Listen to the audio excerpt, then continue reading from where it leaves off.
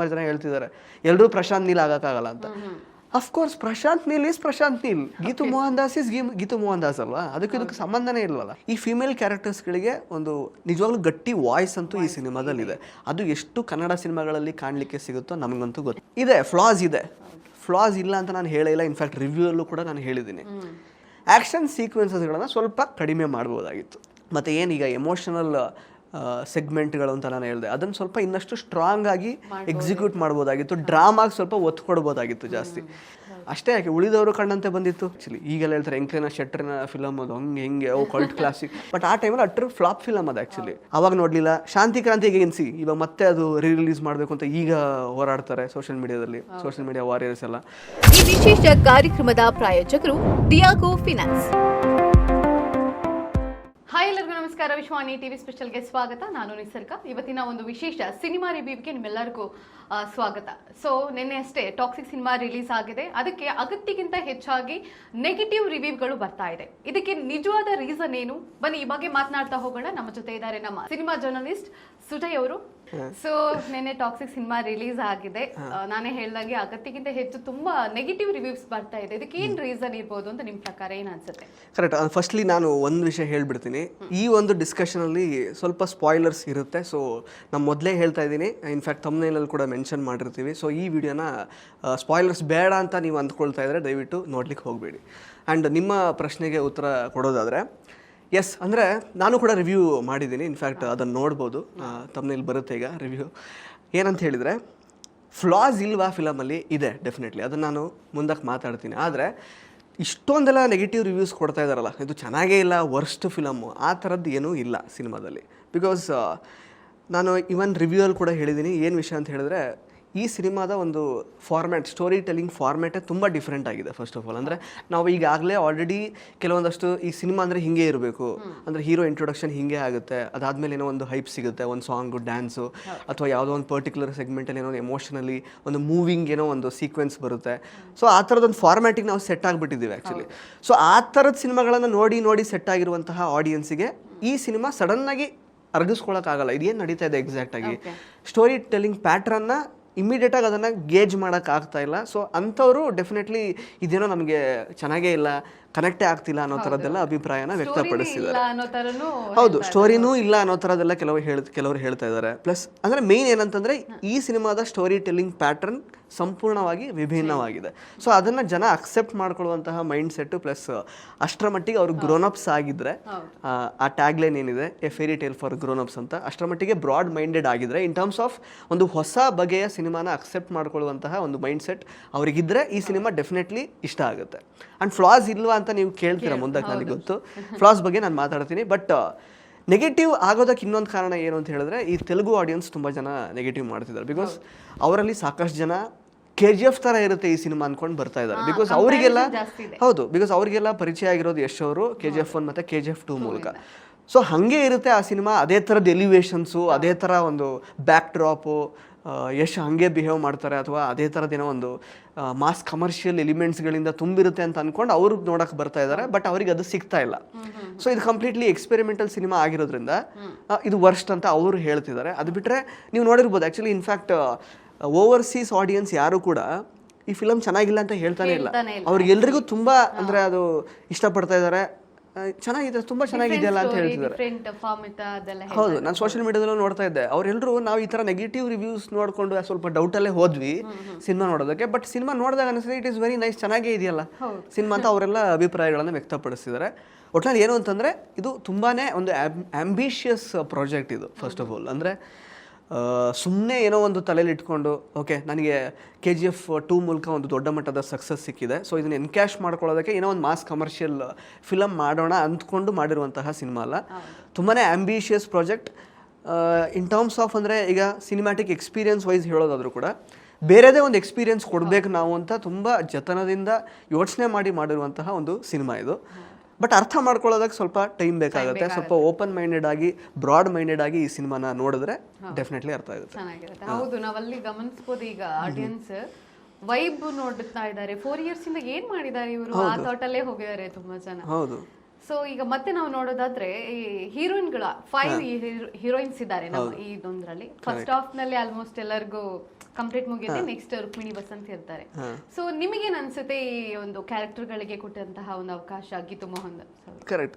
ಅಂದರೆ ಈಗ ಹೀರೋಯಿನ್ಸ್ಗಳ ಒಂದು ವಾಯ್ಸ್ನ ಜಾಸ್ತಿ ಅಂದರೆ ಪ್ರೊಜೆಕ್ಟ್ ಮಾಡುವಂತಹ ಸಿನಿಮಾಗಳೇ ಬರಲ್ಲ ವರ್ಲ್ಡ್ ಸಿನಿಮಾದಲ್ಲಿ. ಅಂದರೆ ಎಸ್ಪೆಷಲಿ ಇಂಡಿಯನ್ ಸಿನಿಮಾಗಳಲ್ಲಿ, ವರ್ಲ್ಡ್ ಸಿನಿಮಾಗಳಲ್ಲಿ ಬರುತ್ತೆ. ಅಂದರೆ ಹಾಲಿವುಡ್ ಸಿನಿಮಾಸ್ ಕೆಲವೊಂದೆಲ್ಲ ಈಗ ಒಡಿಸ್ಸಿ ಇರ್ಬೋದು. ಒಡಿಸ್ಸಿದು ವೈಫೈ ಆ್ಯಕ್ಚುಲಿ ಅಂದರೆ ಅವಳು ವೆಯ್ಟ್ ಮಾಡ್ತಾ ಇರ್ತಾಳೆ, ಒಡಿಸ್ಸಿ ರಾಜ ಅವ್ನು ಬರಲಿ 20 ವರ್ಷದಿಂದ ವೆಯ್ಟ್ ಮಾಡ್ತಿರ್ತಾಳೆ. ಆ ಒಂದು ಕಥೆ ರನ್ ಆಗೋದೇ, ಡ್ರೈವ್ ಆಗೋದೇ ಆ ಕ್ಯಾರೆಕ್ಟ್ರಿಂದ. ಆ ಥರ ಅಂದರೆ ತುಂಬ ಫೀಮೇಲ್ ಓರಿಯೆಂಟೆಡ್ ಸ್ಕ್ರಿಪ್ಟ್ಸ್ಗಳನ್ನು ನಾವು ಅಂದರೆ ಹಾಲಿವುಡ್ ಆಗಿರ್ಬೋದು, ಬೇರೆ ಭಾಷೆಯ ಸಿನಿಮಾಗಳಲ್ಲಿ ನೋಡ್ತೀವಿ. ಬಟ್ ಇಂಡಿಯನ್ ಈಗ ಎಸ್ಪೆಷಲಿ ಕನ್ನಡ, ತಮಿಳು, ತೆಲುಗು ಆ ಥರದ್ದು ಸಿನಿಮಾಗಳಲ್ಲಿ, ಕಮರ್ಷಿಯಲ್ ಫಾರ್ಮ್ಯಾಟಿನ ಸಿನಿಮಾಗಳಲ್ಲಿ ಹೀರೋಯಿನ್ಗೇನು ವಾಯ್ಸ್ ಏನಿರಲ್ಲ. ಅವಳೊಂದು ಐ ಕ್ಯಾಂಡಿ ಆಗಿರ್ತಾಳೆ ಅಥವಾ ಹೀರೋನ ಲವ್ ಇಂಟ್ರೆಸ್ಟ್ ಅಷ್ಟೇ ಆಗಿರ್ತಾಳೆ. ಅವಳದೊಂದು ಸ್ಟ್ಯಾಂಡ್ ಅಥವಾ ಅವಳದೇನೋ ವಾಯ್ಸ್ ಅಂತ ಎಲ್ಲೂ ಇರಲ್ಲ ಆ್ಯಕ್ಚುಲಿ ಯಾವುದೇ ಸಿನಿಮಾಗಳಲ್ಲೂ. ಇನ್ಫ್ಯಾಕ್ಟ್ ಸೂಪರ್ ಹಿಟ್ ಆಗಿರೋ ಸಿನಿಮಾಗಳಲ್ಲೂ ಅದಿರಲ್ಲ. ಬಟ್ ಇದರಲ್ಲಿ ಹಂಗಲ್ಲ. ಈಗ ಪ್ರತಿ ಕ್ಯಾರೆಕ್ಟರ್ ಕೂಡ, ನಾಡಿಯಾ ಕ್ಯಾರೆಕ್ಟರ್ ಆಗಿರ್ಬೋದು, ರೆಬೆಕಾ ಆಗಿರ್ಬೋದು, ಈ ಕಡೆ ಎಲಿಜಬೆತ್, ಹುಮಾ ಖುರೇಶಿ ಅವ್ರ ಕ್ಯಾರೆಕ್ಟರ್, ಮತ್ತು ಗಂಗಾ ಕ್ಯಾರೆಕ್ಟರ್ ನಯನ್ತಾರ, ಪ್ರತಿಯೊಂದು ಕ್ಯಾರೆಕ್ಟರ್ಗಳಿಗೂ ಕೂಡ ಅವ್ರದ್ದೇ ಆದಂತಹ ಒಂದು ಸ್ಟ್ಯಾಂಡ್ ಇದೆ. ಪ್ಲಸ್ ಅವ್ರದ್ದೇ ಆದಂತಹ ಇನ್ಸೆಕ್ಯೂರಿಟೀಸ್ ಇದೆ, ಅವ್ರದ್ದೇ ಆದಂತಹ ಒಂದು ಡೆಫಿನೆಟ್ ಗೋಲ್ ಇದೆ. ಇನ್ಫ್ಯಾಕ್ಟ್ ಫಿಲಮ್ ನೋಡಿದವ್ರಿಗೆ ಗೊತ್ತಿರುತ್ತೆ. ಈಗ ಗಂಗಾ ಕ್ಯಾರೆಕ್ಟರು ತಮ್ಮನಿಗೋಸ್ಕರ ಯಾವ ಹಂತಕ್ಕೆ ಬೇಕಾದರೆ ಹೋಗೋದಕ್ಕೂ ರೆಡಿ, ಆ ಥರದ್ದೊಂದು ಸ್ಟ್ರಾಂಗ್ ಕ್ಯಾರೆಕ್ಟರ್ ಆ್ಯಕ್ಚುಲಿ. ಅವಳು ತನ್ನ ಜೀವನದ ಒಂದು ಏನಿದೆ ಆ್ಯಕ್ಚುಲಿ ಅಂದರೆ ಒಳ್ಳೊಳ್ಳೆ ಮೂಮೆಂಟ್ಸ್ ಆಗಿರ್ಬೋದು, ಒಂದೊಳ್ಳೆ ಲೈಫ್ ಏನು ಲೀಡ್ ಮಾಡ್ಬೋದು ಒಂದು ಹುಡುಗಿಯಾಗಿ, ಅದನ್ನೆಲ್ಲ ಒಂಥರ ತ್ಯಾಗ ಮಾಡಿ ತಮ್ಮನಿಗೋಸ್ಕರ ಡೆಡಿಕೇಟ್ ಮಾಡಿರುವಂತಹ ಒಂದು ಕ್ಯಾರೆಕ್ಟರ್ ಅದು. ಹಾಗೆ ಹುಮಾ ಖುರೇಶಿಗೂ ಅವಳಿಗೊಂದು ಕೆಲವೊಂದಷ್ಟು ಇನ್ಸೆಕ್ಯೂರಿಟೀಸ್ ಇದೆ, ಅವಳಿಗೇನೋ ಅಕಂಪ್ಲಿಷ್ ಮಾಡ್ಬೇಕು ಲೈಫಲ್ಲಿ ಅನ್ನೋಂಥದ್ದು ಇದೆ. ನಾಡಿಯಾಗೂ ಕೂಡ ಅವಳದೇ ಆದಂತಹ ಕೆಲವೊಂದಷ್ಟು ಟ್ರಾಮಾ ಇದೆ. ಸೊ ಹಾಗೆ ಅಂದರೆ ಎಲ್ರಿಗೂ ಒಂದು ಬ್ಯಾಕ್ ಡ್ರಾಪ್ ಇದೆ. ಸೊ ಅಂಡ್ ಎಸ್ಪೆಷಲಿ ಫಿಲಮ್ ನೋಡಿದ್ರೆ ಗೊತ್ತಾಗಿರುತ್ತೆ ನಿಮಗೆ, ರಾಯಾ ಕ್ಯಾರೆಕ್ಟರ್ ಆ್ಯಕ್ಚುಲಿ ಆ ಕ್ಯಾರೆಕ್ಟರ್ನ ಡ್ರೈವ್ ಮಾಡ್ತಿರೋದೇ ಒಂಥರ, ಆ ಕ್ಯಾರೆಕ್ಟರ್ನ ಯಾವ್ಯಾವ ರೀತಿ ಅದು ಬಿಹೇವ್ ಮಾಡ್ತಾ ಹೋಗುತ್ತೋ ಸಿನಿಮಾ ಎಂಡ್ ಆಗೋ ಅಷ್ಟೊತ್ತಿಗೆ, ಅದಕ್ಕೆಲ್ಲ ಕಾರಣನೇ ಈ ಫೀಮೇಲ್ ಕ್ಯಾರೆಕ್ಟರ್ಸ್ ಆ್ಯಕ್ಚುಲಿ ಬೇರೆ ಬೇರೆ ರೀತಿಯಲ್ಲಿ, ಇನ್ಕ್ಲೂಡಿಂಗ್ ರುಕ್ಮಿಣಿ ವಸಂತ್ ಕ್ಯಾರೆಕ್ಟರ್. ಹೌದು, ರುಕ್ಮಿಣಿ ವಸಂತ್ ಎಂಟ್ರಿ ಟೈಮ್ ಅಲ್ಲಿ ಕರೆಕ್ಟ್. ಅದೇ, ಸೊ ಅಂದರೆ ಫೀಮೇಲ್ ಕ್ಯಾರೆಕ್ಟರ್ಸ್ ಇಂದನೇ ಆ್ಯಕ್ಚುಲಿ ಡ್ರೈವ್ ಆಗಿರುವಂತಹ ಒಂದು ಕ್ಯಾರೆಕ್ಟರ್ ಅಂದರೆ ರಾಯಾ. ಸೊ ಅಷ್ಟು ಒತ್ತು ಕೊಟ್ಟಿದ್ದಾರೆ. ಪ್ಲಸ್ ಡಿರೆಕ್ಟ್ ಮಾಡಿರೋದು ಒಂದು ಲೇಡಿ. ಸೊ ಹಾಗಿರೋದ್ರಿಂದ ಈ ಫೀಮೇಲ್ ಕ್ಯಾರೆಕ್ಟರ್ಸ್ಗಳಿಗೆ ಒಂದು ನಿಜವಾಗ್ಲೂ ಗಟ್ಟಿ ವಾಯ್ಸ್ ಅಂತೂ ಈ ಸಿನಿಮಾದಲ್ಲಿದೆ. ಅದು ಎಷ್ಟು ಕನ್ನಡ ಸಿನಿಮಾಗಳಲ್ಲಿ ಕಾಣಲಿಕ್ಕೆ ಸಿಗುತ್ತೋ ನಮಗಂತೂ ಗೊತ್ತಿಲ್ಲ. ಬಿಕಾಸ್ ನಾನು ತುಂಬ ಈಗ ಕಮರ್ಷಿಯಲ್ ಫಾರ್ಮ್ಯಾಟ್ ಬಿಟ್ಟು ನಾರ್ಮಲ್ ಯಾವುದಾದ್ರೂ ಒಂದು ಸಿನಿಮಾ ಮೆನ್ಷನ್ ಮಾಡೋದಾದರೆ, ಈಗ ಗಿರೀಶ್ ಕಾಸರವಳ್ಳಿ ಅವರು ನಿರ್ದೇಶನ ಮಾಡ್ತಿದ್ದಂತಹ ಸಿನಿಮಾಗಳು, ಗುಲಾಬಿ ಟಾಕೀಸ್ ಆಗಿರ್ಬೋದು ಅಥವಾ ದ್ವೀಪ ಸಿನಿಮಾ ಆಗಿರ್ಬೋದು, ಅದರಲ್ಲಿ ನೋಡಿ ಸೌಂದರ್ಯ ಅವರಿಗೆ ಎಷ್ಟು ಒಳ್ಳೆ ಕ್ಯಾರೆಕ್ಟರ್. ಅಂದರೆ ಆ ಸಿನಿಮಾ ಡ್ರೈವ್ ಆಗ್ತಿರೋದೇ ಆ ಕ್ಯಾರೆಕ್ಟರಿಂದ. ಆ ಥರದ್ದು ಗುಲಾಬಿ ಟಾಕೀಸಲ್ಲಿ ಉಮಾಶ್ರೀ ಅವರು, ಆ ಥರ ಹಸೀನಾದಲ್ಲಿ ತಾರಾ ಅವರು. ಸೊ ಆ ಥರದ ಕ್ಯಾರೆಕ್ಟರ್ಸ್ ಈಗ ರೀಸೆಂಟಾಗಿ ಅಂದರೆ ಒಂದು 6-7 ವರ್ಷದಿಂದ ಬಂದಿರುವಂತಹ ನಾತಿ ಚರಾಮಿ ಸಿನಿಮಾ, ಅದರಲ್ಲಿ ಶ್ರುತಿ ಹರಿಹರನ್ ಆ್ಯಕ್ಚುಲಿ ಮನ್ಸೂರೇ ನಿರ್ದೇಶನ ಮಾಡಿರೋ ಸಿನಿಮಾ. ಅಂದರೆ ಒಂದು ಮದುವೆ ಆಗಿರುವಂತಹ ಹುಡುಗಿ ಗಂಡ ತೀರೋ ನಂತರ ಅವಳ ಸೆಕ್ಶುವಲ್ ಡಿಸೈರ್ಗಳನ್ನು ಅವಳು ಯಾವ ಥರ ಅವಳು ಸ್ಯಾಟಿಸ್ಫೈ ಮಾಡ್ಕೊಳ್ತಾಳೆ ಅನ್ನುವಂತಹ ಟಾಪಿಕ್ನ ಅದರಲ್ಲಿ ಟಚ್ ಮಾಡಿದ್ದಾರೆ. ಸೊ ನಾನು ಹೇಳ್ತಿರೋದು ಇಷ್ಟು ಡೀಪ್ ಟಾಪಿಕ್ಸ್ ಟಚ್ ಮಾಡೋದು ಬೇಕಾಗಿಲ್ಲ. ನಾರ್ಮಲ್ ಒಂದು ಹುಡುಗಿಗೆ, ಒಂದು ಹೀರೋಯಿನಿಗೆ ಒಂದು ಸ್ಟ್ಯಾಂಡ್ ಇರಬೇಕಲ್ಲ ಒಂದು ಕಥೆಯಲ್ಲಿ, ಅಷ್ಟರ ಮಟ್ಟಿಗೆ ಒಂದು ಆ್ಯಕ್ಚುಲಿ ಮುತುವರ್ಜಿ ವಹಿಸಿ ಫೀಮೇಲ್ ಕ್ಯಾರೆಕ್ಟರ್ಸ್ಗಳನ್ನು ಬರೆಯಲ್ಲ. ಬಟ್ ಈ ಟಾಕ್ಸಿಕ್ ಸಿನಿಮಾದಲ್ಲಿ ಎಲ್ಲ ಫೀಮೇಲ್ ಕ್ಯಾರೆಕ್ಟರ್ಸ್ಗಳಿಗೂ ಒಂದು ಬ್ಯಾಕ್ ಡ್ರಾಪ್ ಇದೆ, ಅದಕ್ಕೊಂದು ಗಟ್ಟಿ ಅಂದರೆ ಅವ್ರದ್ದೇ ಆದಂತಹ ವಾಯ್ಸ್ ಇದೆ. ಪ್ಲಸ್ ರಾಯನ್ ಕ್ಯಾರೆಕ್ಟರ್ನೇ ಅವರು ಡ್ರೈವ್ ಮಾಡ್ತಿದ್ದಾರೆ ಎಲ್ಲ ಸೇರಿಕೊಂಡು. And it is return by again female director. And being a female director, ಒಂದು ಕಮರ್ಷಿಯಲ್ ಟೆಂಪ್ಲೇಟ್ನ ಫಿಲಮೇ ಇದು ಇನ್ ಟರ್ಮ್ಸ್ ಆಫ್ ಅಂದರೆ ಗ್ರ್ಯಾಂಡ್ಜೋರ್ ವೈಸ್ ಅಥವಾ ಈ ಆ್ಯಕ್ಷನ್ ಸೀಕ್ವೆನ್ಸಸ್ಸು ಮತ್ತು ಆ ಟೆಂಪ್ಲೇಟ್ ವೈಸ್ ವಾಟ್ ಎವರ್ ಈ ಒಂದು ಆ್ಯಕ್ಷನ್ ಸ್ಟಾರ್ನ ಮೌಂಟ್ ಮಾಡುವ ಒಂದು ಆ್ಯಂಗಲಿಂದ ನೋಡೋದಾದರೆ ಇದು ಕೂಡ ಒಂದು ಬಹುದೊಡ್ಡ ಕಮರ್ಷಿಯಲ್ ಟೆಂಪ್ಲೇಟ್ನ ಸಿನಿಮಾನೇ, but in a different way. ಅದನ್ನು ಒಬ್ಬರು ಫೀಮೇಲ್ ಡಿರೆಕ್ಟರ್ ಈ ಥರದೊಂದು ಇಷ್ಟು ದೊಡ್ಡ ಸ್ಕೇಲಲ್ಲಿ ಇಷ್ಟು ದೊಡ್ಡ ಅಂದರೆ ಹೈ ಎಂಡ್ ಅಂದರೆ ಆ್ಯಕ್ಷನ್ ಸೀಕ್ವೆನ್ಸಸ್ ಜೊತೆಗೆ ಮೌಂಟ್ ಮಾಡ್ತಾರೆ ಅಂತಂದರೆ ಡೆಫಿನೆಟ್ಲಿ ಅದು ಕ್ರೆಡಿಟ್ ಅವ್ರಿಗೆ ಹೋಗಲೇಬೇಕು. ಅದ್ರ ಜೊತೆಗೆ ಕಾಂಪ್ಲೆಕ್ಸ್ ಒಂದು ಸೈಕಲಾಜಿಕಲ್ ಇಶ್ಯೂ ಕೂಡ ಈ ಸಿನಿಮಾದಲ್ಲಿ, ಈ ಸ್ಟೋರಿಲಿ ಅವರು ಇನ್ಕ್ಲೂಡ್ ಮಾಡಿಸ್ಕೊಂಡಿದ್ದಾರೆ. ಸೊ ಅವ್ರಿಗೆ ಡೆಫಿನೆಟ್ಲಿ ಅವ್ರಿಗೆ ಅಪ್ರಿಷಿಯೇಷನ್ ಅಂತೂ ಬರಲೇಬೇಕು. ನಾನು ಯಾಕೆ ಹೇಳಿದೆ ಅಂದರೆ ಸುಮಾರು ಜನ ಹೇಳ್ತಿದ್ದಾರೆ ಎಲ್ಲರೂ ಪ್ರಶಾಂತ್ ನೀಲ್ ಆಗೋಕ್ಕಾಗಲ್ಲ ಅಂತ. Of course Prashanth Neel is Prashanth Neel, Geetu Mohan Das is Geetu Mohan Das ಅಲ್ವಾ? ಇದಕ್ಕೆ ಸಂಬಂಧನೇ ಇಲ್ವಲ್ಲ, ಕಂಪ್ಯಾರಿಸನ್ ಇಲ್ಲ, ಸಂಬಂಧನೇ ಇಲ್ಲ. ಹೌದು. ನೆಕ್ಸ್ಟ್ ಮೇನ್ಲಿ ನಾವು ಮೆನ್ಷನ್ ಮಾಡಬೇಕು ಯಶ್ ಅವರ ಪರ್ಫಾರ್ಮೆನ್ಸ್ ಇದೆ ಈ ಸಿನಿಮಾದಲ್ಲಿ.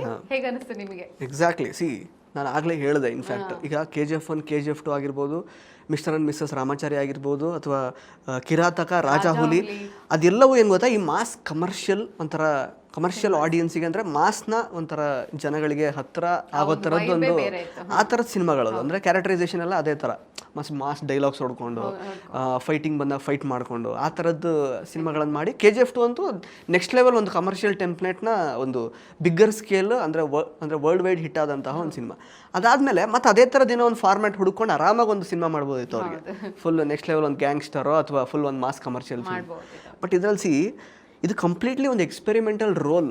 ಅಂದರೆ ಒಂದು ಬಾಯ್ ನೆಕ್ಸ್ಟ್ ಡೋರ್ ಏನೊಂದು ಅವ್ರಿಗೊಂದು ಇಮೇಜ್ ಇದೆ ಅಲ್ಲ ಆ್ಯಕ್ಚುಲಿ ಬೇರೆ ಬೇರೆ ಸಿನಿಮಾಗಳ ಮೂಲಕ ಯಶ್ ಅವ್ರಿಗೆ ಅದನ್ನು ಕಂಪ್ಲೀಟಾಗಿ ಬ್ರೇಕ್ ಮಾಡಿದ್ದಾರೆ. ಇದರಲ್ಲಿ ಅವನು ಒಂದು ಕಚಡ ನನ್ನ ಮಗನ ಕ್ಯಾರೆಕ್ಟರ್ ಆ್ಯಕ್ಚುಲಿ. ಅವನು ಒಳ್ಳೆ ಒಬ್ಬ ಹೀರೋ ಅಂತ ನಾವೇನು ಅಂದ್ಕೊಳ್ತೀವಿ, ಒಂದು ತೆರೆ ಮೇಲೆ ಹೀರೋ ಅಂತ ನೋಡುವಾಗ ಅವನೊಬ್ಬ ಒಂಥರ ಮರ್ಯಾದಾ ಪುರುಷೋತ್ತಮ ಆಗಿರ್ತಾನೆ, ಒಬ್ಬ ಸಿವಿಲೈಸ್ಡ್ ಪರ್ಸನ್ ಆಗಿರ್ತಾನೆ, ಅವನು ಒಂದೇ ಹೆಣ್ಣನ್ನು ಲವ್ ಮಾಡ್ತಾನೆ, ಬೇರೆ ಇನ್ನೊಂದು ಹೆಣ್ಣು ಮೇಲೆ ಕಣ್ಣೆತ್ತು ನೋಡಲ್ಲ, ಆ ಥರ ಒಂದು ತಲೆಯಲ್ಲಿ ಬರುತ್ತೆ ನಮಗೆ. ಇದು ಹಂಗಲ್ಲ, ಕಂಪ್ಲೀಟ್ ಕಚಡ ಕ್ಯಾರೆಕ್ಟರ್. ಇವನಿಗೆ ಒಂದೇ ಹೆಣ್ಣನ್ನು ಲವ್ ಮಾಡುವಂತಹ ಒಂದು ಉದ್ದೇಶನೇ ಇಲ್ಲ, ಆ ಥರದ ಅವನು ಯೋಚನೆ ಮಾಡಲ್ಲ. ಸಿಕ್ಕವ್ರ ಜೊತೆ ಅವನು ಸಂಬಂಧಗಳನ್ನು ಇಟ್ಕೊಳ್ತಾನೆ ಆ ಥರದ್ದು. ಪ್ಲಸ್ ಒಂದು ಮನುಷ್ಯರ ಒಂದು ಪ್ರಾಣದ ಬಗ್ಗೆ ಬೆಲೆನೇ ಇಲ್ಲ ಅವನಿಗೆ, ಸಂಬಂಧಗಳಿಗೆ ಬೆಲೆನೇ ಕೊಡಲ್ಲ. ಫಿಲಮ್ ನೋಡಿದ್ರಿಗೆ ಗೊತ್ತಾಗಿರುತ್ತೆ ಆಬ್ವಿಯಸ್ಲಿ. ಆ್ಯಂಡ್ ಅಕ್ಕನ ಒಂದು ಸಂಬಂಧಕ್ಕಷ್ಟೇ ಅವ್ನು ಬೆಲೆ ಕೊಡ್ತಾನೆ ಬಿಟ್ರೆ ಬೇರೆ ಯಾವುದೋ ಅವನಿಗೆ ಬೇಕಾಗಿಲ್ಲ. ಮತ್ತು ಇದು ಬದ್ದು ಕೆಟ್ಟ ಅಭ್ಯಾಸ ಎಲ್ಲ ಸ್ವಲ್ಪ ಜಾಸ್ತಿನೇ ಇದೆ ಅವನಿಗೆ. ಸೊ ಈ ಥರದೊಂದು ಫ್ಲಾಡ್ ಕ್ಯಾರೆಕ್ಟರ್ ಅದು. ಸೊ ಫ್ಲಾಡ್ ಕ್ಯಾರೆಕ್ಟರ್ನ ಅವರು ಇಷ್ಟು ಅಂದರೆ ದೊಡ್ಡ ಸ್ಟಾರ್ ಆದಮೇಲೆ ಅವ್ರು ಆಯ್ಕೆ ಮಾಡ್ಕೊಂಡು ಪರ್ಫಾರ್ಮ್ ಮಾಡಿರೋದೇ ಆ್ಯಕ್ಚುಲಿ ತುಂಬ ಇಟ್ಸ್ ಎ ಗ್ರೇಟ್ ಡಿಸಿಷನ್. ಅಂದರೆ ತುಂಬ ಬೋಲ್ಡ್ ಡಿಸಿಷನ್ ಹೇಳಬೇಕು ಅಂತಂದರೆ. ಅದ್ರ ಜೊತೆ 2 ಪಾತ್ರ ಡ್ಯುಯಲ್ ರೋಲ್ಸು 2 ಪಾತ್ರ ಮಾಡಿದ್ದಾರೆ. ಅದರಲ್ಲಿ ವೇರಿಯೇಷನ್ಸು ಅಂದರೆ ಇನ್ಫ್ಯಾಕ್ಟ್ ನಾವು ಯಾವುದೋ ಬೇರೆ ಸಿನಿಮಾಗಳನ್ನೆಲ್ಲ ನೋಡಿ ಸುಮಾರೆಲ್ಲ ಹೊಗಳ್ತಾ ಇರ್ತೀವಿ, ಅಂದರೆ ಅವ್ರು ಹಿಂಗೆ ಮಾಡಿದ್ರು ಹಂಗೆ ಮಾಡಿದ್ರು ಅಂತ. ಮೆಥಡ್ ಆ್ಯಕ್ಟಿಂಗ್ ಆ್ಯಕ್ಚುಲಿ ಅವರು ಇನ್ಫ್ಯಾಕ್ಟ್ ಲಾಸ್ಟಲ್ಲಿ ಕ್ಲೈಮ್ಯಾಕ್ಸ್ ಹಂತಕ್ಕೆ ಬರುವಾಗ ಮೆಥಡ್ ಆ್ಯಕ್ಟರ್ ಅಂದರೆ ಒಬ್ಬ ಸೀರಿಯಸ್ ಆ್ಯಕ್ಟರ್ ಅವರಲ್ಲಿ ಇದ್ದಾನೆ ಅನ್ನೋದನ್ನು ಅವ್ರು ತೋರಿಸ್ಕೊಟ್ಟಿದ್ದಾರೆ. ಎಸ್ಪೆಷಲಿ ಆ 2 ವೇರಿಯೇಷನ್ಸು ಕ್ಲೈಮ್ಯಾಕ್ಸ್ ಫೈಟಲ್ಲೆಲ್ಲ ನೋಡುವಾಗ ಇಬ್ಬರು ಅಂದರೆ 2 ಪಾತ್ರನ ಮಾಡಿರೋದು ಯಶ್ ಅವರೇ, ಅಂದರೆ ಒಬ್ಬರೇ ಪಾತ್ರಧಾರಿನೇ. ಬಟ್ ಸ್ಟಿಲ್ ನಮಗೊಂದು ಡಿಫ್ರೆನ್ಸ್ ಕಾಣಿಸುತ್ತೆ. ಇವರೇ ಬೇರೆ ಅಲ್ವಾ ಅಂತ ಅನ್ಸುತ್ತದೆ ಆ್ಯಕ್ಚುಲಿ. ಅಷ್ಟರ ಮಟ್ಟಿಗೆ ಅವರು ತೊಡಗಿಸ್ಕೊಂಡಿದ್ದಾರೆ. ಸೊ ಅವ್ರ ಪರ್ಫಾರ್ಮೆನ್ಸ್ ಅಂದರೆ ಹೀ ಈಸ್ ಅಟ್ ಲೈಕ್ ಅಂದರೆ he is at is peak ಅಂತ ಹೇಳ್ಬೋದು ಈ ಒಂದು ಸಿನಿಮಾದಲ್ಲಿ. ಅಂದರೆ ಇಲ್ಲಿವರೆಗೂ ಒಂದು ರೆಗ್ಯುಲರ್ ಫಾರ್ಮ್ಯಾಟ್ ಏನಿರ್ತಾರೆ, ಅವ್ನು ಡೈಲಾಗ್ಸ್ ಹೊಡ್ಕೊಂಡು ಒಂದು ಅವ್ರದ್ದು ಆ್ಯಕ್ಚುಲಿ ಸ್ಟಂಟ್ ಸೀಕ್ವೆನ್ಸಸ್ಗಳಲ್ಲಿ ಅವ್ರದ್ದೊಂದು ಮ್ಯಾನರಿಸಮ್ ಅದು ಇದರಿಂದೆಲ್ಲ ಅವರು ಕಾಣಿಸ್ಕೊಳ್ತಿದ್ರು ಅಷ್ಟೇ. ಒಬ್ಬ ಸೀರಿಯಸ್ ಆ್ಯಕ್ಟರ್ ಕೂಡ ಇದ್ದಾನೆ ಅನ್ನೋದು ಟಾಕ್ಸಿಕ್ ಸಿನಿಮಾ ಮೂಲಕ ಗೊತ್ತಾಗಿದೆ. ಸೊ ಈಗ ನಾವು ಕೊನೆಯದಾಗಿ ಫ್ಲಾಸ್ ಏನಿಲ್ಲ ಅಂತಲ್ಲ ನೀವೀಗ ಕೇಳ್ತಿದ್ದೀರಾ, ನಾನು ಇಷ್ಟುವರೆಗೂ ಪಾಸಿಟಿವ್ ಅಂದರೆ ಸಿನಿಮಾ ಯಾವ ಥರ ನೋಡಬೇಕು, ಅಂದರೆ ಇದರಲ್ಲಿ ಏನೇನು ಆ್ಯಕ್ಚುಲಿ ನಮಗೆ ಗಮನ ಕೊಡೋದಕ್ಕಿದೆ, ತುಂಬ ಡಿಕೋಡಿಂಗ್ ಮಾಡಲಿಕ್ಕಿದೆ, ಅದನ್ನು ನಾವು ಆ್ಯಕ್ಚುಲಿ ಅದನ್ನ ಬಗ್ಗೆ ಎಲ್ಲ ಸ್ವಲ್ಪ ಹೇಳಿದೆ. ಬಟ್ ನೆಗೆಟಿವ್ಸೇ ಇಲ್ವಾ ಹಾಗಾದರೆ ಅಂತ ಕೇಳಿದ್ರೆ ಇದೆ, ಫ್ಲಾಸ್ ಇದೆ. ಫ್ಲಾಸ್ ಇಲ್ಲ ಅಂತ ನಾನು ಹೇಳಿಲ್ಲ. ಇನ್ಫ್ಯಾಕ್ಟ್ ರಿವ್ಯೂಯಲ್ಲೂ ಕೂಡ ನಾನು ಹೇಳಿದ್ದೀನಿ. ಎಲ್ಲಿ ಫ್ಲಾಸ್ ಅಂತ ಹೇಳಿದ್ರೆ ಅಗೇನ್ ಇದು first of all experimental cinema. So narrative style ಬೇರೆ ಥರನೇ ಇದೆ. ಸೊ ಅದನ್ನು ಅಕ್ಸೆಪ್ಟ್ ಮಾಡ್ಕೊಳ್ಳೋದಕ್ಕೆ ಜನಕ್ಕೆ ಇಮಿಡಿಯೇಟಾಗಿ ಅರ್ಥ ಆಗದೆ ಇರ್ಬೋದು. ಅದೊಂದು ಮಿಸ್ಟೇಕ್. ಅಂದರೆ ಪೇಸಿಂಗ್ ಇಶ್ಯೂಸ್ ಇದೆ. ಸ್ಕ್ರೀನ್ ಪ್ಲೇಯಲ್ಲಿ ಸ್ವಲ್ಪ ಇನ್ನೂ ಬೆಟರ್ ಪ್ಲೇಸ್ಮೆಂಟ್ ಮಾಡ್ಬೋದಿತ್ತು. ಸೀನ್ಸ್ಗಳ ಬೆಟರ್ ಪ್ಲೇಸ್ಮೆಂಟ್ ಆಗಿರ್ತಿದ್ರೆ ಬಹುಶಃ ಏನು ಎಮೋಷನಲ್ ಕೋರ್ ಪ್ಲಾಟ್ ಏನಿದೆಯಲ್ಲ ಇದು ಅರ್ಥ ಆಗೋದಕ್ಕೆ ಸ್ವಲ್ಪ ಹೆಲ್ಪ್ ಆಗಿರೋದು. ಅಂದರೆ ನಮಗೆ ಕೊನೆ ಹಂತದ ತನಕ ಆಲ್ಮೋಸ್ಟ್ ಇನ್ನೇನು ಕ್ಲೈಮ್ಯಾಕ್ಸ್ ಆಗುತ್ತೆ ಶುರುವಾಗುತ್ತೆ ಅನ್ನೋದಕ್ಕೆ ಒಂದು ಪ್ರೀ ಕ್ಲೈಮ್ಯಾಕ್ಸ್ ಹಂತಕ್ಕೆ ಬರೋ ತನಕ ನಮಗೆ ಎಕ್ಸಾಕ್ಟ್ಲಿ ಏನು ನಡೀತು ಇಲ್ಲಿ ತನಕ ಅನ್ನೋದು ಅಷ್ಟು ದೊಡ್ಡದಾಗಿ ಓಪನ್ ಆಗಲ್ಲ. ಮಧ್ಯೆ ಸ್ವಲ್ಪ ಗ್ಲಿಮ್ಸ್ ಥರ ಅನಿಸುತ್ತೆ, ಇಲ್ಲೇನೋ ಒಂದು ಕಾನ್ಫ್ಲಿಕ್ಟ್ ನಡೀತಾ ಇದೆ ಅಂತ. ಬಟ್ ಕೊನೆಗೆ ಏನು ಟಿಕೆಟ್ ಕ್ಯಾರೆಕ್ಟರ್ ಎಂಟರ್ ಆಗುವಾಗಲೇ ನಮಗೆ ಫಸ್ಟ್ ಹಾಫಲ್ಲಿ ಏನೇನು ನಡೀತು, ಮತ್ತು ಈಗ ರಾಯ ಯಾಕೆ ಈ ಥರ ಬಿಹೇವ್ ಮಾಡ್ತಿದ್ದಾನೆ, ಮತ್ತು ರಾಯನ್ ಕ್ಯಾರೆಕ್ಟರ್ ಹಿಂಗೆ ಯಾಕಿದೆ ಅನ್ನೋದೆಲ್ಲ ಸ್ವಲ್ಪ ರಿಯಲೈಸ್ ಆಗ್ತಾ ಹೋಗುತ್ತೆ. ಪ್ಲಸ್ ಆ ಡಾಟ್ಸ್ ಎಲ್ಲ ಅವಾಗ ಕನೆಕ್ಟ್ ಆಗ್ತಾ ಹೋಗುತ್ತೆ. ಕೆಲವೊಂದೆಲ್ಲ ಅರ್ಥ ಆಗದಿರೋ ವಿಷಯಗಳು ಕೆಲವೊಂದಷ್ಟು ನಮಗೆ ಅವಾಗ ಡಿಕೋಡ್ ಮಾಡ್ಕೊಂಡು ನಮಗೆ ಅರ್ಥ ಮಾಡ್ಕೊಳ್ಳೋದಕ್ಕೆ ಸಾಧ್ಯ ಆಗುತ್ತೆ. ಬಟ್ ಆ ಒಂದು ಪರ್ಟಿಕ್ಯುಲರ್ ಪಾಯಿಂಟಿಗೆ ಅರೈವ್ ಆಗೋದಾಗ ಸ್ವಲ್ಪ ಲೇಟ್ ಆಯಿತು ಅಂತ ಅನ್ನಿಸ್ತು. ಅಂದರೆ ಕೊನೆಗೆ ಅಷ್ಟು ಲ್ಯಾಗ್ ಮಾಡಿ ಕೊನೆಗೆ ಲಾಸ್ಟ್ ಎಂಡಲ್ಲಿ ಏನೋ ಒಂದು ಪರ್ಟಿಕ್ಯುಲರ್ ಒಂದು ಲಾಸ್ಟ್ ಒಂದು 25-30 ನಿಮಿಷ ಇರುವಾಗ ಆ ವಿಷಯ ಆ್ಯಕ್ಚುಲ್ ವಿಷಯ ತೆರ್ಕೊಳ್ಳೋಕೆ ಶುರು ಆಗುತ್ತಲ್ಲ, ಅದನ್ನು ಸ್ವಲ್ಪ ಮುಂಚೆಯಿಂದನೇ ನಮಗೆ ಎಸ್ಟಾಬ್ಲಿಷ್ ಮಾಡ್ತಾ ಬರ್ತಿದ್ದರೆ ನಮಗೆ ಒಂದು ಎಮೋಷನಲ್ ಎಂಗೇಜ್ಮೆಂಟ್ ಫ್ಯಾಕ್ಟರ್ ಅಂತ ಇರೋದು. ಪ್ಲಸ್ ಆ್ಯಕ್ಷನ್ ಸೀಕ್ವೆನ್ಸಸ್ಗಳನ್ನು ಸ್ವಲ್ಪ ಕಡಿಮೆ ಮಾಡ್ಬೋದಾಗಿತ್ತು. ಎಲ್ಲಾದರೂ ಕೆಲವೊಂದಷ್ಟು ಕಡೆ ಟ್ರಿಮ್ ಮಾಡ್ಬೋದಿತ್ತು. ಮತ್ತು ಏನೀಗ ಎಮೋಷನಲ್ ಸೆಗ್ಮೆಂಟ್ಗಳು ಅಂತ ನಾನು ಹೇಳಿದೆ, ಅದನ್ನು ಸ್ವಲ್ಪ ಇನ್ನಷ್ಟು ಸ್ಟ್ರಾಂಗ್ ಆಗಿ ಎಕ್ಸಿಕ್ಯೂಟ್ ಮಾಡ್ಬೋದಾಗಿತ್ತು. ಡ್ರಾಮಾಗಿ ಸ್ವಲ್ಪ ಒತ್ತು ಕೊಡ್ಬೋದಾಗಿತ್ತು ಜಾಸ್ತಿ. ಇಲ್ಲಿ ಹೆಂಗಾಯ್ತು ಅಂತಂದರೆ ಸ್ವಲ್ಪ ಈ ಆ್ಯಕ್ಷನ್ ಇಮೇಜ್ ಏನಿದೆಯಲ್ಲ ಅದನ್ನು ಬ್ಯಾಲೆನ್ಸ್ ಮಾಡೋದಕ್ಕೆ ಹೋಗಿ ಆ ಎಮೋಷನಲ್ ಸೆಗ್ಮೆಂಟ್ಸ್ಗಳನ್ನು ಸ್ವಲ್ಪ ಅಂಡರ್ ಟ್ರೀಟ್ಮೆಂಟ್ ಆಯ್ತೇನೋ ಅಂತ ಅನಿಸುತ್ತೆ. ಬಟ್ ಡೆಫಿನೆಟ್ಲಿ ಲಾಸ್ಟಿಗೆ ನಿಮಗೆಲ್ಲದಕ್ಕೂ ಒಂದು ಪಿಕ್ಚರ್ ಡಾಟ್ಸ್ ಕನೆಕ್ಟ್ ಆಗುತ್ತೆ, ಫೈನಲ್ ಆಗಿ ಅದು ಅರ್ಥ ಆಗುತ್ತೆ ಏನು ಅಂತ. ಬಟ್ ಇದು ಕೆಲವೊಂದಷ್ಟು ಅಂದರೆ ಥಿನ್ ಫ್ಲಾಸ್ ಅಂತ ಹೇಳ್ಬೋದು. ಅದನ್ನು ಸರಿ ಮಾಡ್ಕೊಳ್ತಿದ್ದಿದ್ರೆ ಈಗೇನು ಆಲ್ರೆಡಿ ನಾವು ಅಡ್ಜಸ್ಟ್ ಆಗಿ ಸಿನಿಮಾಗಳನ್ನು ಚೆನ್ನಾಗಿ ನಾವು ಇಂಬೈಬ್ ಮಾಡ್ಕೋತೀವಲ್ಲ ನೋಡಿ ಸಖತ್ತಾಗಿತ್ತು ಅಂತ ಹಂಗೆ ಅನಿಸಿರೋದು ನಮಗೆ. ಬಟ್ ಆ ಥರ ಮಾಡಿಲ್ಲ, ಅವರು ಸ್ಪೂನ್ ಫೀಡಿಂಗ್ ಮಾಡೋಕ್ಕೆ ಹೋಗಿಲ್ಲ ಅಷ್ಟೇ. ದಟ್ ಈಸ್ ದ ಥಿಂಗ್, ಇನ್ನೇನೂ ಇಲ್ಲ. ಸ್ಪೂನ್ ಫೀಡಿಂಗ್ ಮಾಡ್ದೇ ಈ ಥರದೊಂದು ಸಿನಿಮಾ ಮಾಡಿರೋದ್ರಿಂದ ನಮಗೆ ಸ್ವಲ್ಪ ಅಂದರೆ ಆ ಪರ್ಟಿಕ್ಯುಲರ್ ಪಾಯಿಂಟಿಗೆ ಅರೈವ್ ಆಗೋದಕ್ಕೆ ಸ್ವಲ್ಪ ಲೇಟ್ ಆಗೋದ್ರಿಂದ, ಟಿಕೆಟ್ ಬರೋ ತನಕ ನಮಗೆ ನೋಡಿ ಅರ್ಥ ಮಾಡ್ಕೊಳ್ಳೋದಕ್ಕೆ ಲೇಟ್ ಆಗೋದ್ರಿಂದ ಸ್ವಲ್ಪ ಇದೇನೋ ನಮಗೆ ಕನೆಕ್ಟ್ ಆಗ್ತಿಲ್ವಲ್ಲ ಅಂತ ಅನ್ಸುತ್ತೆ. ಬಟ್ ಒನ್ಸ್ ಟಿಕೆಟ್ ಬಂದಮೇಲೆ ಎಲ್ಲ ಕ್ಲಾರಿಟಿ ಸಿಗುತ್ತೆ. ಸ್ಲೋ ಪೇಸ್ ಕೂಡ ಸಿಗುತ್ತೆ ನಿಮ್ಗೆ ಸ್ಟಾರ್ಟಿಂಗ್ ಇಂದಾನೆ. ಅಂದರೆ ಇಲ್ಲಿ ಸೀನ್ಸ್ಗಳನ್ನು ಅವರು ಆ್ಯಕ್ಚುಲಿ ತೋರಿಸಿರುವ ರೀತಿಯಲ್ಲಿ ಎಲ್ಲೂ ಅರ್ಜೆಂಟ್ ಮಾಡಿಲ್ಲ. ಪ್ರತಿಯೊಂದು ಅಂದರೆ ಆ ಗ್ರ್ಯಾಂಡ್ಯೂರ್ನಾಗಿರ್ಬೋದು ಅಥವಾ ಆ ಸೀನ್ದು ಇಂಪ್ಯಾಕ್ಟ್ ಏನಿದೆಯಲ್ಲ, ಆ ಸೀನ್ ಇಂಪ್ಯಾಕ್ಟ್ ಕೊಡೋದಕ್ಕೆ ಸ್ವಲ್ಪ ಟೈಮ್ ಬೇಕಾಗುತ್ತೆ. ಅದಕ್ಕೋಸ್ಕರ ಸೀನ್ಸ್ಗಳನ್ನು ಸ್ವಲ್ಪ ಎಲಾಬ್ರೇಟ್ ಆಗಿ ಬರ್ಕೊಂಡಿದ್ದಾರೆ ಅಷ್ಟೇ. ಬಟ್ ಅದು ನೋಡೋರಿಗೆ ಸ್ವಲ್ಪ ಸ್ಲೋ ಅಂತ ಲ್ಯಾಗ್ ಅಂತ ಅನ್ನಿಸ್ಬೋದು. ಬಟ್ ಅಫ್ಕೋರ್ಸ್ ಆ್ಯಕ್ಷನ್ ಸೀಕ್ವೆನ್ಸಸ್ಗಳನ್ನು ಟ್ರಿಮ್ ಮಾಡಿ ಈಗ 3 hours 14 minutes ಏನಿದೆ, ಇದನ್ನೊಂದು 2 hours 40 minutes 45 minutesಗೆಲ್ಲ ಇಳಿಸಿರ್ತಿದ್ರೆ ಲೈಕ್ ಬೆಸ್ಟ್, ಇನ್ನೂ ಚೆನ್ನಾಗಿರೋದು. ಅವಾಗ ಒಳ್ಳೆ ಎಂಗೇಜಿಂಗ್ ಎಕ್ಸ್ಪೀರಿಯನ್ಸ್ ಆಗಿರೋದು ಇಡೀ ರನ್ ಟೈಮಲ್ಲಿ. ಅದು ಫೈನಲಿ ಹೇಳಬೇಕು ಅಂತಂದರೆ, ಇವಾಗ ಮುತ್ತಿನ ಹಾರ ಅನ್ನುವಂತಹ ಸಿನಿಮಾ ಬಂದಿತ್ತು ಆ್ಯಕ್ಚುಲಿ ಆ ಟೈಮಲ್ಲಿ. ಅದಕ್ಕೂ ಕೂಡ ಅಷ್ಟೊಳ್ಳೆ ಪ್ರತಿಕ್ರಿಯೆ ಸಿಕ್ಕಿರಲಿಲ್ವಂತೆ.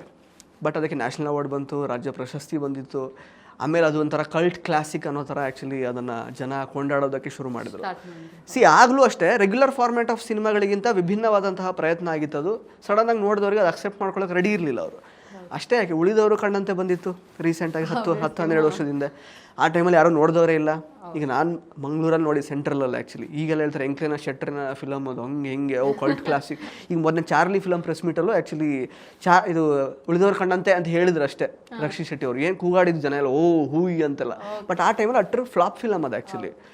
ಅವಾಗ ನೋಡಲಿಲ್ಲ. ಶಾಂತಿ ಕ್ರಾಂತಿ ಏನ್ಸಿ ಇವಾಗ ಮತ್ತೆ ಅದು ರಿಲೀಸ್ ಮಾಡಬೇಕು ಅಂತ ಈಗ ಹೋರಾಡ್ತಾರೆ ಸೋಷಿಯಲ್ ಮೀಡಿಯಾ ವಾರಿಯರ್ಸ್ ಎಲ್ಲ. ಅಂದರೆ ಆ ಹೊಸದಾಗಿ ಏನೋ ಒಂದು ಪ್ರಯತ್ನ ಬಂದಾಗ ಆಗ ನೀವು ಸಪೋರ್ಟ್ ಮಾಡ್ದೇನೆ ಮತ್ತೆ ಯಾವಾಗಲೂ ಮತ್ತದು ಕಲ್ಟ್ ಸ್ಟ್ಯಾಟಸ್ಸು ಸಿನಿಮಾ, ಇದು ಒಂದು ಕಲ್ಟ್ ಕ್ಲಾಸಿಕ್ ಹಂಗೆ ಹೆಂಗೆ ಅಂತ ಹೇಳ್ಕೊಂಡು ಕೂತ್ಕೊಂಡ್ರೆ ಡೆಫಿನೆಟ್ಲಿ ಅದಕ್ಕೇನು ಅರ್ಥನೇ ಇರಲ್ಲ. ಸೊ ಇದು ವಿಭಿನ್ನವಾದ ಪ್ರಯತ್ನ, ಪ್ಲಸ್ ಇದು ಥಾಟ್ಫುಲಿ ಮಾಡಿರುವಂತಹ ಒಂದು ಅಟೆಂಪ್ಟ್. ಸೊ ಫ್ಲಾಸ್ ಆಗಲೇ ಹೇಳ್ದಂಗೆ ಇದೆ, ಇಲ್ಲ ಅಂತಲ್ಲ. ಬಟ್ ಹಂಗಂತ ಈಗೇನು ಬರ್ತಾ ಇದೆಯಲ್ಲ ನೆಗೆಟಿವ್ಸ್ ಇಷ್ಟರ ಮಟ್ಟಿಗೆ, ಸೊ ಇದು ಚೆನ್ನಾಗೇ ಇಲ್ಲ, ವರ್ಸ್ಟ್ ಫಿಲಮ್ ಅಂತ ಹಂಗಂತ ಅಂತೂ ಹೇಳೋದಕ್ಕೆ ಸಾಧ್ಯ ಇಲ್ಲ. ಇದು ನನ್ನ ಒಪಿನಿಯನ್. ಒಳ್ಳೆ opinion sir, thank you so much. So ಇದಾಗಿತ್ತು ಇವತ್ತಿನ ಒಂದು ಟಾಕ್ಸಿಕ್ ಸಿನಿಮಾದ ವಿಶೇಷ ಕಾರ್ಯಕ್ರಮ. ನಿಮಗೆ ಈ ಡಿಸ್ಕಷನ್ ಇಷ್ಟ ಆಗಿದ್ರೆ ನಮಗೆ ಕಮೆಂಟ್ ಮಾಡಿ ತಿಳಿಸಿ. ಇದೇ ರೀತಿಯ ಮತ್ತಷ್ಟು ವಿಶೇಷ ಕಾರ್ಯಕ್ರಮಗಳಿಗೆ ವಿಶ್ವಾಣಿ ಟಿವಿ ಸ್ಪೆಷಲ್ ಅನ್ನು ಸಬ್ಸ್ಕ್ರೈಬ್ ಮಾಡಿ. ಧನ್ಯವಾದ. ಇಂಟ್ರೆಸ್ಟಿಂಗ್ ಮತ್ತು ಇನ್ಫಾರ್ಮೇಟಿವ್ ವಿಡಿಯೋಗಳನ್ನ ಮಿಸ್ ಮಾಡ್ಕೋಬೇಡಿ, ಈಗಲೇ ಸಬ್ಸ್ಕ್ರೈಬ್ ಮಾಡಿ.